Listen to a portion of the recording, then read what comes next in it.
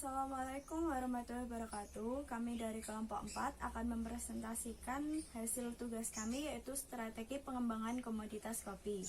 Kelompok 4 yang beranggotakan saya sendiri, Listiana Budianti, NIM 1803211000012. Yang kedua ada Siti Alfiah, NIM 18032110060.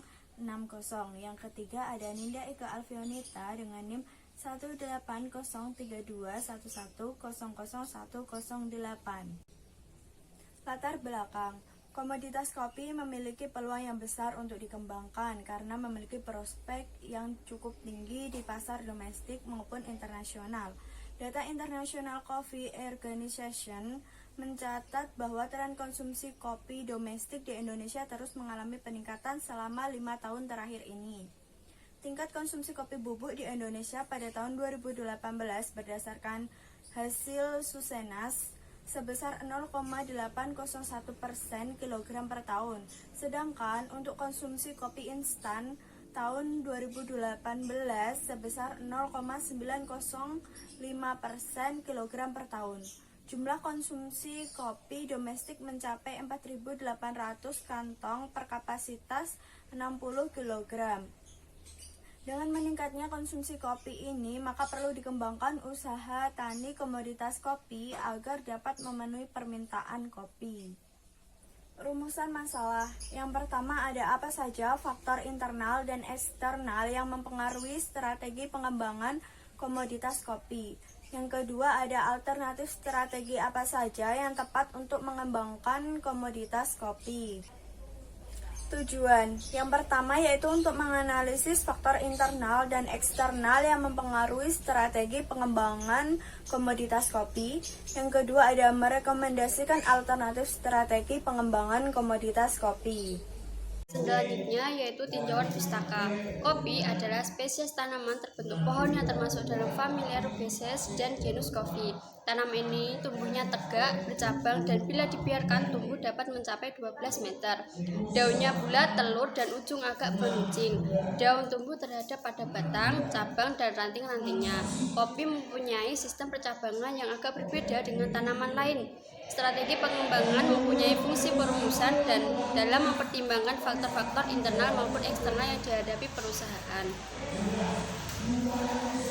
Dalam penelitian Haris, Fabriansa, dan Tanjung 2016 yang berjudul Strategi Pengembangan Agribisnis Kopi Robusta di Kabupaten Solok menganalisis kondisi internal dan eksternal untuk menentukan strategi yang menetapkan strategi yang tepat untuk mengembangkan komoditas kopi.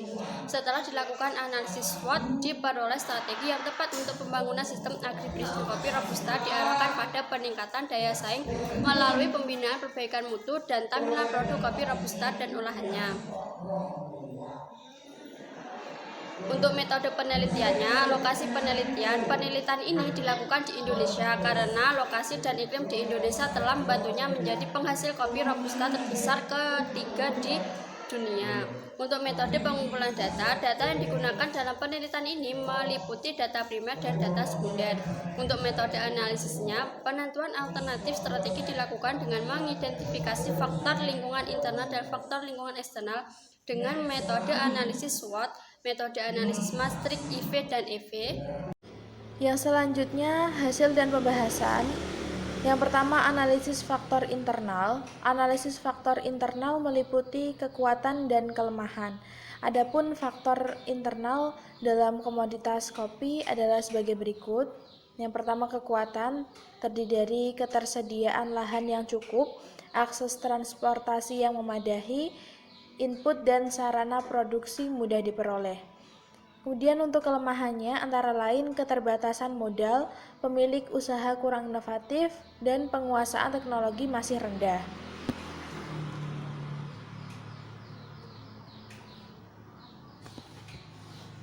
Selanjutnya analisis faktor eksternal. Analisis faktor eksternal meliputi peluang dan juga ancaman. Adapun faktor eksternal pada komoditas kopi sebagai berikut.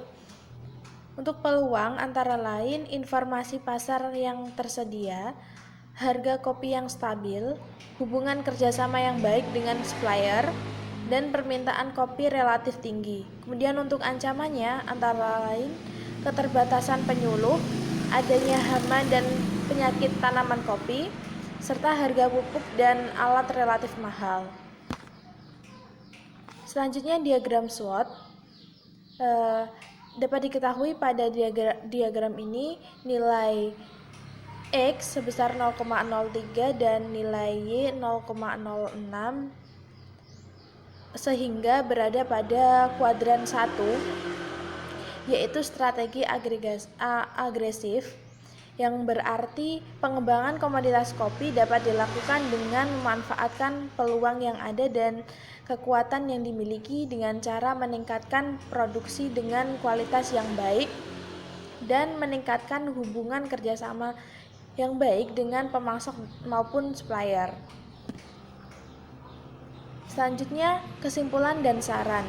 Dari mini riset ini dapat diperoleh kesimpulan yaitu terdapat beberapa faktor internal dan juga eksternal pada pengembangan strategi komoditas kopi, seperti faktor internal yang terdiri dari kekuatan dan kelemahan serta faktor eksternal yang terdiri dari ancaman dan peluang.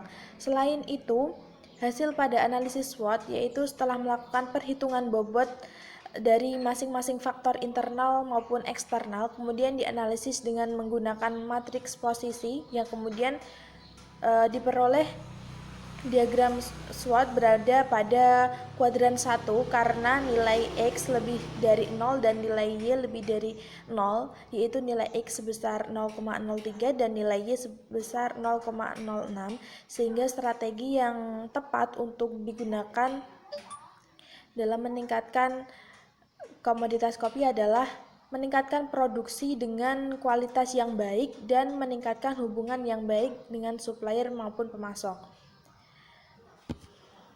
Untuk saran dari mini riset ini adalah pengembangan agribisnis kopi nasional ke depan membutuhkan keputusan untuk memilih strategi prioritas utama.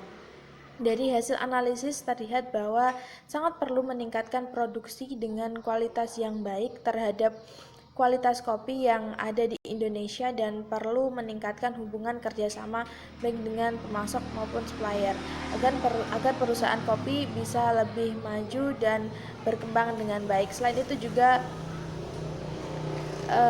pemerintah memiliki andil yang cukup besar dalam mengembangkan komoditas kopi di Indonesia.